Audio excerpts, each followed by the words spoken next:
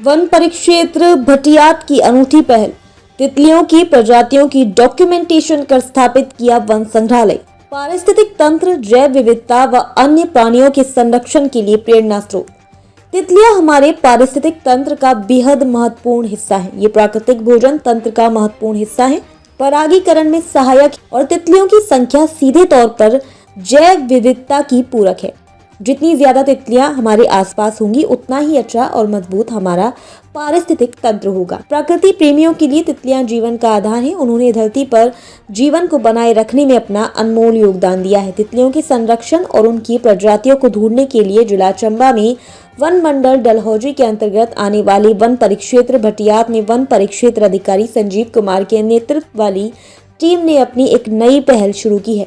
One परिक्षेत्र भटियात की सीमा के तहत लगभग 120 प्रकार की तितलियां पाई जाती हैं, जिसमें से वन परिक्षेत्र भटियात द्वारा 47 प्रजातियों के छायाचित्रों का संकलन पर परिक्षेत्र स्तर पर वन संग्रहालय बनाया गया है, जो शोधार्थियों और पर्यटकों के लिए आकर्षण का केंद्र बन गया है। इनमें से डेनेड अगफ्राई तितली ऐसी है जो वन्य जीव संरक्षण अधिनियम 1972 की अनुसूची 1 में शामिल है। खोजी गई तितलियों के नामों का वैज्ञानिक नामकरण में तितली वैज्ञानिक लवेश गरलानी की अहम भूमिका रही है।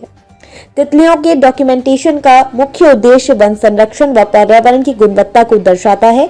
वन परिक्षेत्र अधिकारी संजीव कुमार को तितलियों के संरक्षण का विचार तमिलनाडु वन अकादमी कोयम्बटूर में 18 महीने के वन परिक्षेत्र अधिकारी प्रशिक्षण कोर्स के दौरान उजागर हुआ। उसके उपरांत उन्होंने जुलाई 2021 में भटियात वन परिक्षेत्र में तितलियों के संरक्षण पर कार्य करना शुरू किया।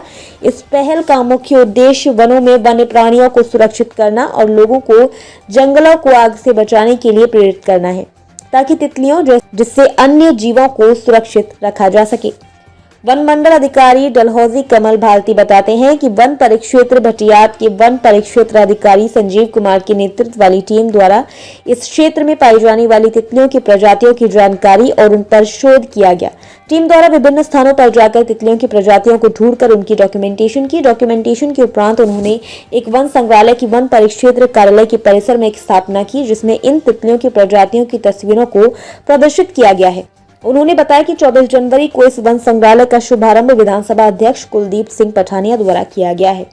वन संग्रहालय में कुछ जंगली फलों को भी रखा गया, जिनसे तितलियां भोजन इत्यादि प्राप्त करती हैं। इस क्षेत्र में लगभग 120 तितलियों की प्रजातियां अनुमानित हैं, जिसमें से 57 प्रजातियों की डॉक्यूमेंटेशन का कार्य पूर्ण कर लिया गया है।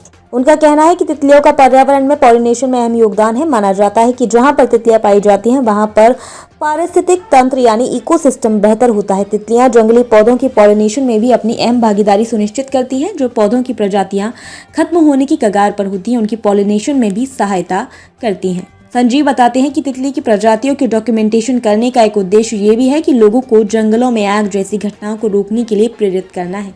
उन्होंने कहा कि तितलियां जंगलों में विशेष स्थान रखती हैं। अगर जंगलों में आग लगती है तो तितलियों के होस्ट प्लांट जहां पर वे अंडे देते हैं और खाना खाने वाली जगह पर अगर आग को खत्म हो जाती है तो ये प्रजाति खतरे में आ सकती है। उन्होंने ये भी बताया कि होस्ट प्लांट वह जगह होती है जहाँ पर तितलियां रहती हैं और अपने अंडे देते हैं।